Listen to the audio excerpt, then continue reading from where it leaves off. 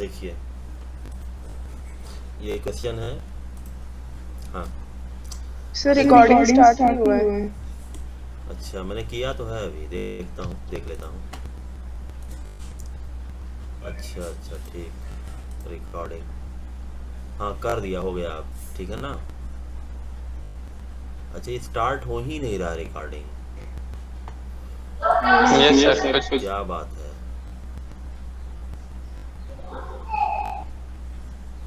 तुम लोग अपने एंड से देखो तो कोई करके।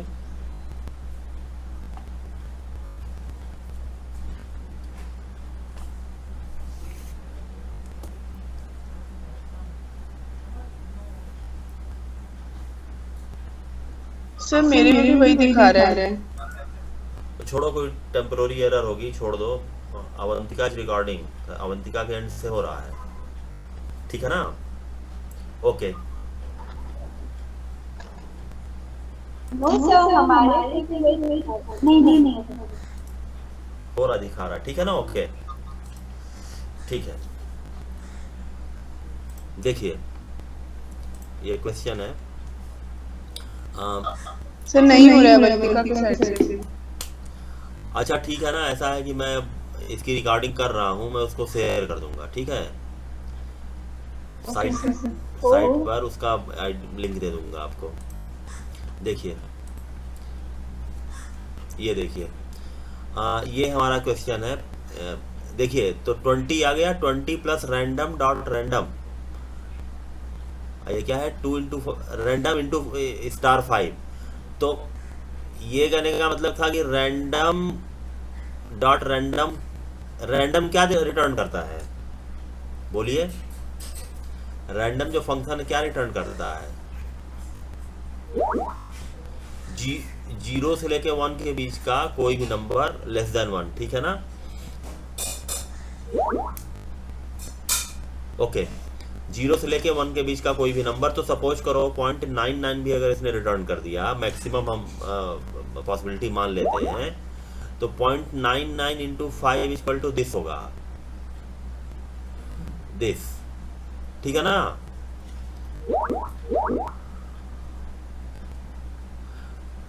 ओके, रिकॉर्डिंग नहीं हो रही है, छोड़ दो ना, मैं उसको अपलोड कर दूंगा, आप लोग को लिंक दे दूंगा, देख लीजिएगा उसको, ठीक।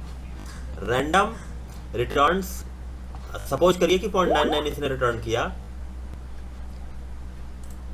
0.99 इसने रिटर्न किया सपोज करिए, तो इसका रिजल्ट आएगा 4.95, एक अप्रॉक्स मान के चलते हैं। तो 20 प्लस 4.95 आपका आ गया इंट 24.95। तो इसका रिजल्ट क्या होगा, this will be 24 because of integer of this number, the integer of this number would be 24, ठीक है। तो हमारे पास फर्स्ट लाइन के बाद जो आउटपुट आएगा वो 24 आएगा। फॉर एग्जांपल 24 आएगा उस केस में जबकि ये रैंडम 0.99 रिटर्न कर रहा है। अगर सपोज करिए कि 0.1 रिटर्न करता तो उस केस में क्या हो जाता, उस केस में 20 का 20 ही रह जाता। मेरी बात क्लियर हो रही है।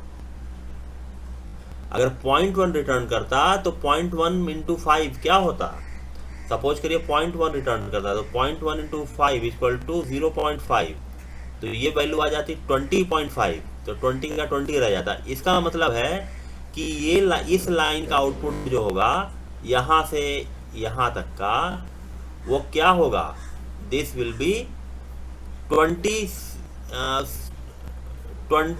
to 24, any number in between 20 to 24 including 20 and 24। मेरी बात क्लियर हो रही है। तो फर्स्ट स्टेज में ये चारों क्वालिफाई कर रहे हैं, 20 है, 22 है, 23 है, 21 है, ऑल 4 आर क्वालिफाइंग, ठीक है ना। अच्छा, ये मिनिमम और मैक्सिमम वैल्यू भी पूछा है ना, find the suggested output, also write the least value and highest value that can be generated. तो least value that can be generated is 20 first, ये आंसर हो गया। हाईएस्ट वैल्यू भी देख लेंगे। ओके, सेकंड लाइन में आइए। सेकंड लाइन में भी ऐसे ही होगा, ये चारों लाइन ऐसे, 3 लाइन तक तो यही है कि 20 से लेके 23 तक 24 तक कोई भी वैल्यू, तो 20 22 ये फर्स्ट सेकंड लाइन का भी यही है आउटपुट, ठीक है ना, all 4 are qualifying. Third line का आउटपुट देखिए, ये भी 24 24 23 21, ओके सब क्लियर है। अब फोर्थ लाइन देखिए, फोर्थ लाइन में कुछ डिफरेंस आ रहा है, 20 plus random dot random into 5, इसका बताइए। ये भी सेम है, खाली एंड इक्वल टू ये नहीं लगाया है, तो लास्ट लाइन में 25 नहीं हो सकता, लास्ट में 25 नहीं हो सकता, बिकॉज हमने देखा है कि 24 is the maximum value is being generated. तो 25 ये आउट हो गया, ये आउट हो गया आपका, ये दोनों बच रहे हैं, ठीक है ना। तो our correct answer is third and fourth, there are two possibilities, third and fourth. इसका जो आंसर आप लिखिएगा साफ साफ थर्ड एंड फोर्थ। और ये पूछ रहा है least value, least generated value equal to 20 और highest generated value equal to 24। बात क्लियर हुई? Hello, is it clear to all of you?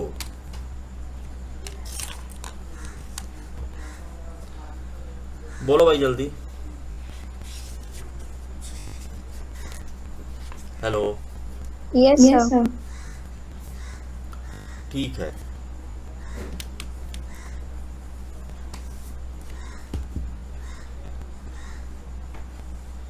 और देख लेते हैं कुछ मिले तो।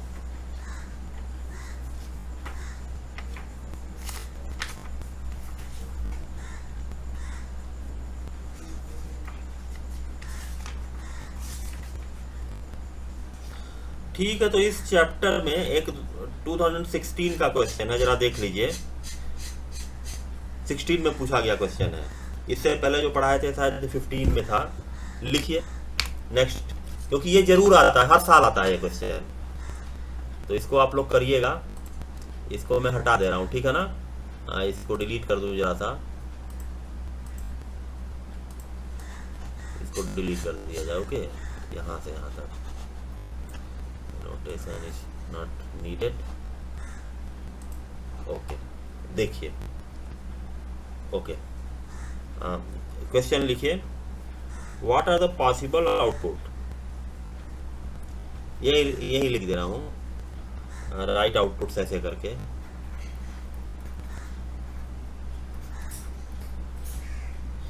ठीक है, आल्सो राइट, यही इसी में आ गया है right output. Also right, just like previous questions, also right max and मिन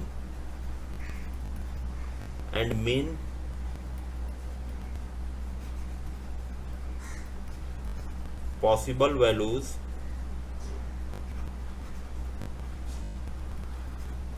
of variable picker, PICKER।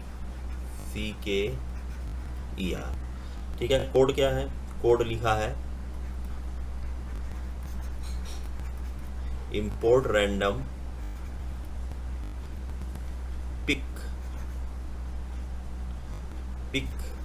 Pick कोई वेरिएबल है, pick equal to random dot randint 0,3। अब city equal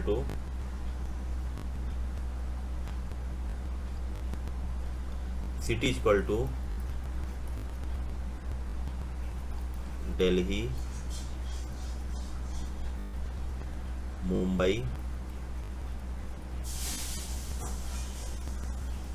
Mumbai, Chennai, Kolkata.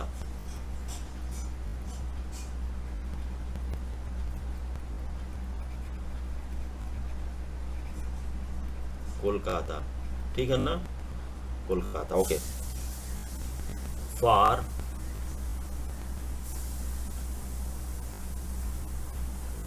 I in city, ठीक है, colon for J in range 1 comma pick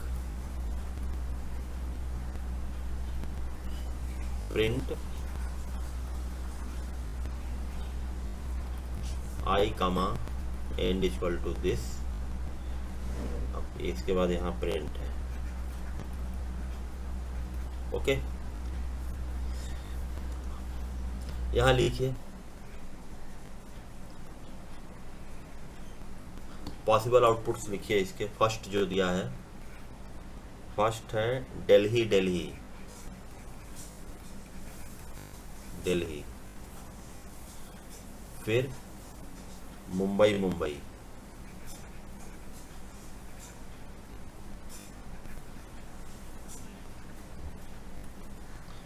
फिर चेन्नई चेन्नई, कोलकाता कोलकाता,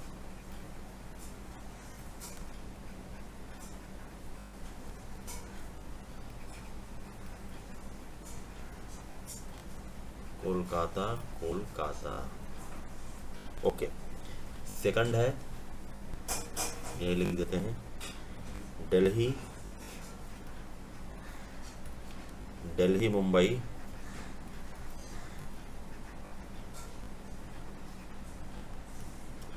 और फिर दिल्ली मुंबई चेन्नई।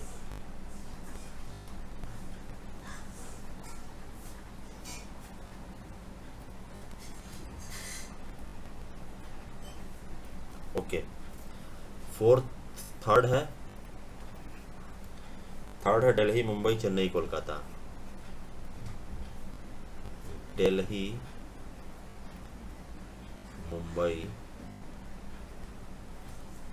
चेन्नई कोलकाता। ठीक है, फोर्थ है दिल्ली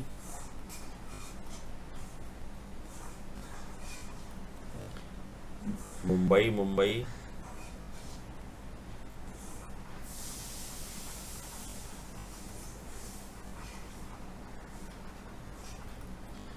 लास्ट है कोलकाता कोलकाता कोलकाता।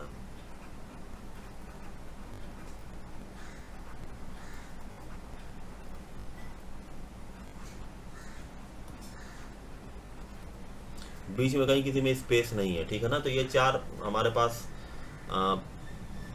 पॉसिबल आउटकम्स है। तो इसमें से कौन सा होगा, और ये पूछा है कि find the minimum and maximum values of, ये पिक नहीं हो, पिकर नहीं होगा, पिक ही होगा। ये इसको मैं करेक्ट कर ले रहा हूँ।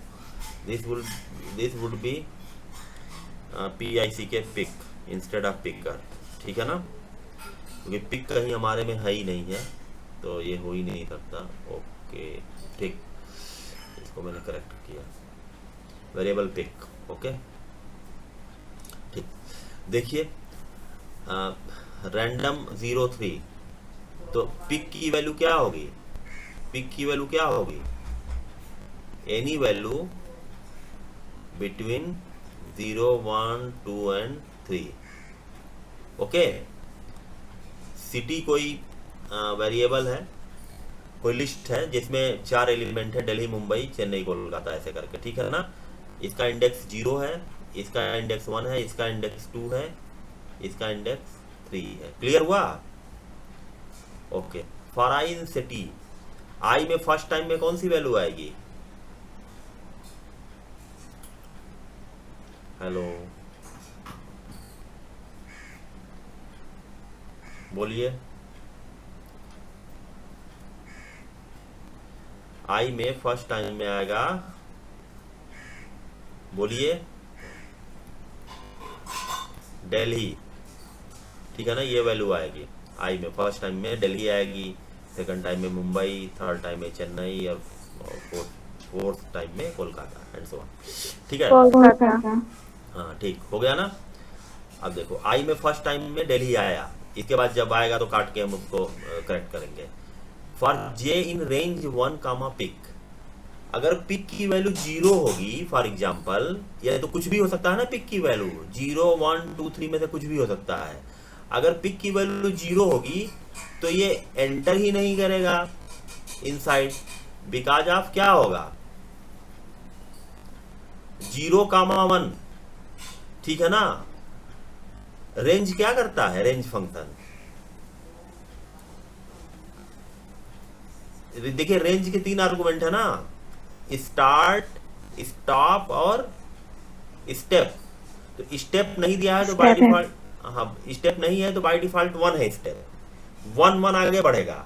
तो स्टार्ट की वैल्यू 1 हुई, 1 के बाद क्या होगा 2, 2 के बाद क्या होगा 3, 3 के बाद 4। तो ये कभी भी इसको 0 मिलेगा ही नहीं, तो ये एंटर ही नहीं करेगा इसके अंदर, कंट्रोल वुड नेवर एंटर। आप चाहे तो इसको ट्राई करके देख सकते हैं। देखिए अभी मैं अगर लिखूं यहाँ पे फॉर एग्जाम्पल, देखिए सपोज करिए कि फॉर आई इन रेंज 1,0, यही है ना। फॉर एग्जाम्पल हमने किया प्रिंट 1, कुछ भी प्रिंट करा लें फॉर एग्जाम्पल। देखिए नथिंग, कोई आउटपुट नहीं, क्योंकि इसने एंटर ही नहीं किया। 0 की जगह 1 कर लीजिए, यहाँ पे 1 कर लीजिए। अब क्या हो रहा है, सॉरी यहां से इसको ले लीजिए, एंटर ही नहीं किया है, क्योंकि ये देखिए 1 के बाद क्या होगा 2 के बाद 3। तो ये कभी एंड पॉइंट मिल ही नहीं रहा है इसको, ये 1 से शुरू ही हो रहा है।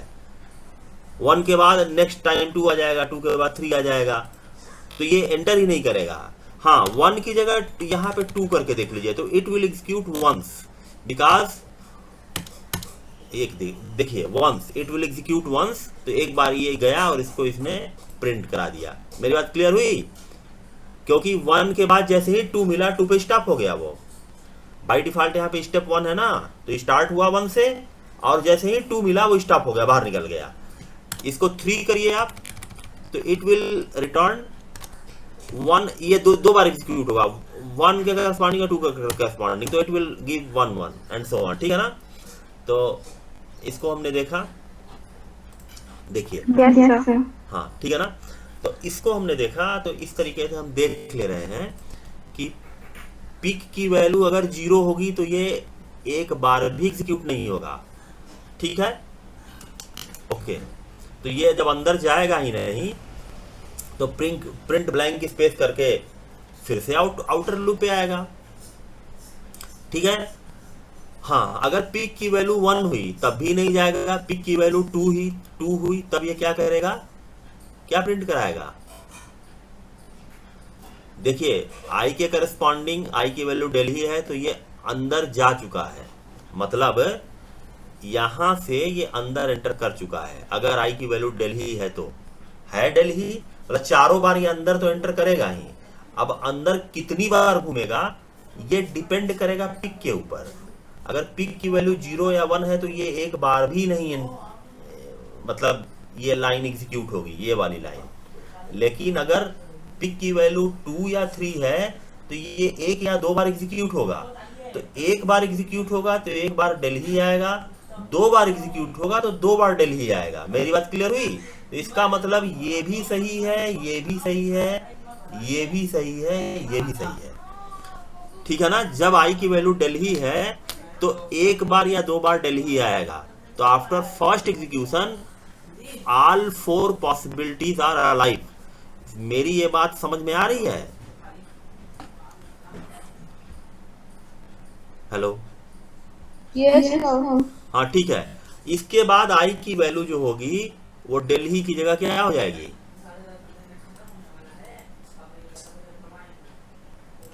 इसके बाद आई की वैल्यू क्या हो जाएगी बताइए जल्दी।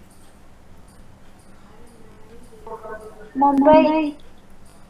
हाँ मुंबई, वेरी गुड, ठीक है मुंबई लिखो। मुंबई के साथ भी वही है, एक्सप्लेनेशन तो वही है उसका। पिक की वैल्यू 0, 1, 2, 3 में से कुछ भी होगा, तो मुंबई की वैल्यू 2 बार या 1 बार होगी। तो इसका मतलब वो जब भी होगा मुंबई मुंबई ही होगा, ये दिल्ली मुंबई टाइप की चीज नहीं होगी, ठीक है ना। जो भी प्रिंट हो रहा है आई प्रिंट हो रहा है, 1 बार या 2 बार। तो दिल्ली मुंबई ये तो नहीं हो सकता, जब भी होगा मुंबई मुंबई होगा। तो इसका मतलब कि ये 3 पॉसिबिलिटी हमारी अलाइव है, और ये पॉसिबिलिटी आउट ऑफ कंटेक्स्ट हो गई, सेकंड वाला आउट हो गया, रेस से आउट हो गया यहीं पे। मेरी बात क्लियर हो गई? ओके। थर्ड टाइम जब चेन्नई आएगा तो चेन्नई के साथ भी वही होगा।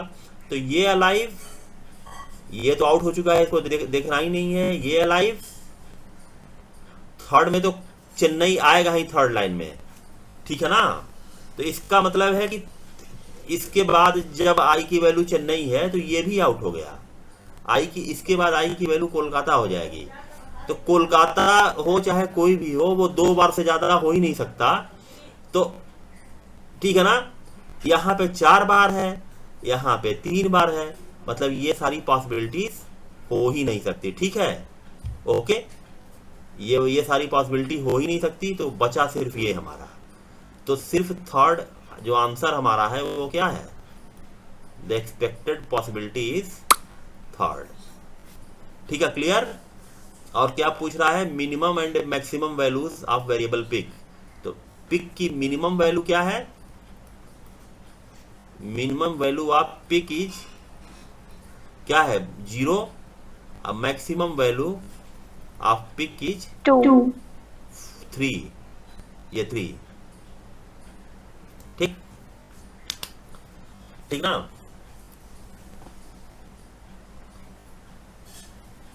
ओके, सही है। तो इसको आप चाहें तो रन करा के अपने एंड पे देख लीजिएगा इस प्रॉब्लम को।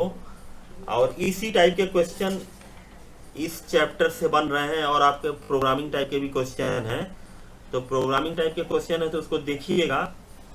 वो एग्जाम में तो नहीं आएगा आपके direct,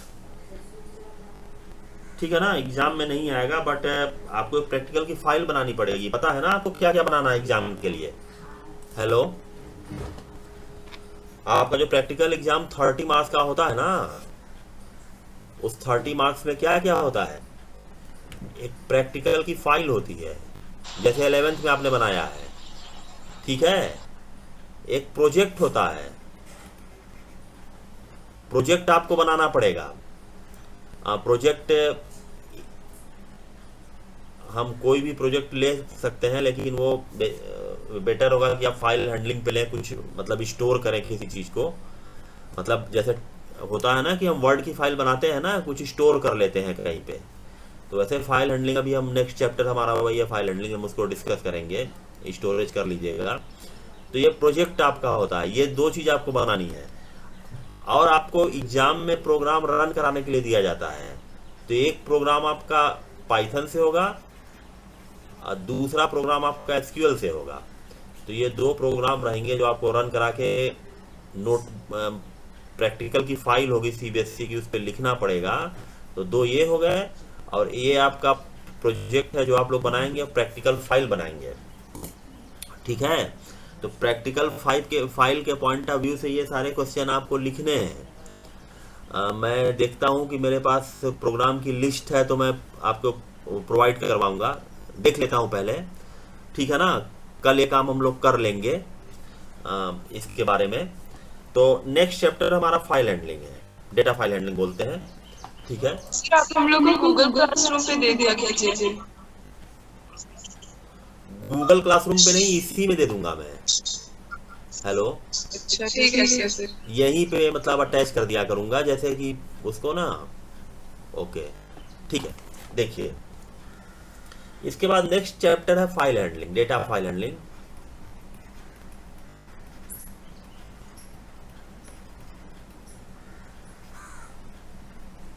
data file handling, data file handling क्या होता है?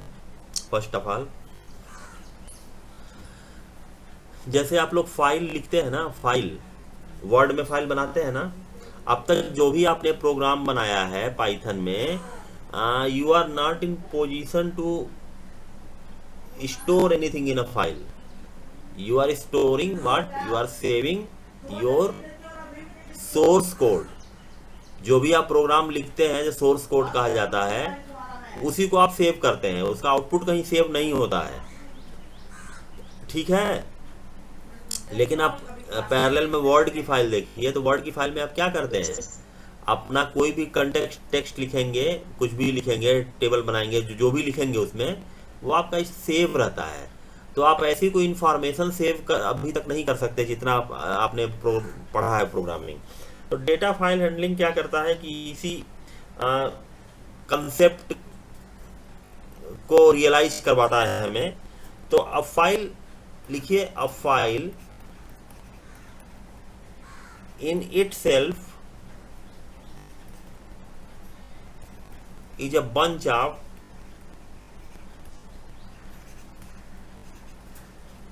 bytes stored on some storage device like hard disk,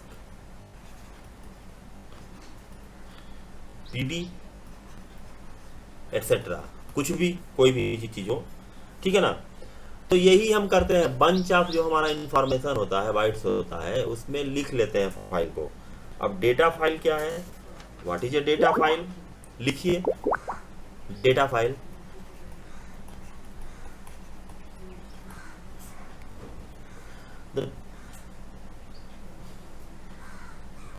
देखिए data files are files, data files are files that store data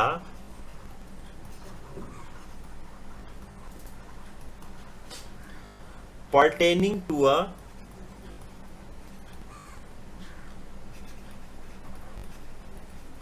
specific application।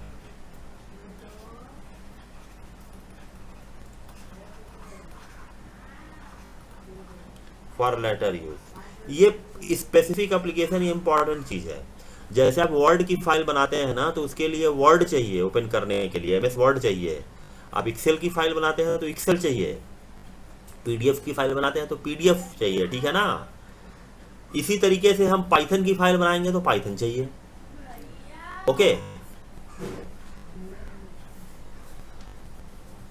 इससे सेफ्टी एंड सिक्योरिटी फाइल में involve हो जाती है। तो आपने ऐसी ही फाइल बहुत कम देखी होगी कि पाइथन का यूज करके फाइल खोल के आप पढ़े, ये मतलब जनरल ट्रेंड नहीं है हमारा। हम जनरली जो डेटा फाइल यूज करते हैं वो वर्ड वगैरह की ही फाइल होती है, नोटपैड वगैरह इनिशियल स्टेज की फाइलें हैं वर्ड। तो पाइथन का यूज हम नहीं करते हैं। आप इसको पढ़ के आपको ये आइडिया लगेगा कि वर्ड में भी ऐसे ही फाइल बनाई जाती होगी, ठीक है ना, ऐसे ही बनती होगी फाइल, ठीक है। तो ये मतलब कि ये प्रैक्टिकल पूरा ये प्रोग्राम है कि कैसे आप फाइल बनाएंगे, ये सब हम डिस्कस करेंगे, ठीक है। तो इस चीज को अच्छा बहुत ध्यान से देखिएगा, ये बहुत इंपॉर्टेंट कंसेप्ट है। अब तक आपने जितना पढ़ा है उससे ये अलग टाइप का यहाँ पे हम इस यहाँ पे कंसेप्ट करेंगे डिफाइन। क्योंकि अब तक जो हम कर रहे थे वो क्या कर रहे थे, हम राइटिंग कहाँ कर रहे थे, हेलो, हमारा आउटपुट डिवाइस क्या था अब तक, इनपुट आउटपुट ये सब डिवाइस है ना। तो इनपुट डिवाइस हमारा क्या है बताइए, कीबोर्ड है, माउस है। आउटपुट डिवाइस हमारा मॉनिटर है, ठीक है, प्रिंटर है, इन सब का यूज करते हैं। तो अब हम क्या करेंगे, हेलो, आउटपुट का मतलब राइटिंग, ठीक है ना। अब हम क्या करेंगे कि राइटिंग हार्ड डिस्क पर करेंगे। Instead of writing on monitor we will write content on hard disk. वो फाइल हार्ड डिस्क पे होती है ना, बाय डिफॉल्ट हार्ड डिस्क है वो, तो फाइल हार्ड डिस्क पे होती है, तो हार्ड डिस्क पे हम राइटिंग करेंगे। तो थोड़ा स्ट्रीम का डायरेक्शन बदलेगा, तो स्ट्रीम का डायरेक्शन बदलेगा तो कुछ फंक्शंस उसके रिगार्डिंग चेंज होंगे, ठीक है ना। तो इस कंसेप्ट को ध्यान से देखिएगा, इसको स्किप मत करिएगा, कल हम इस पे आते हैं, ठीक है। Yes, sir. ओके।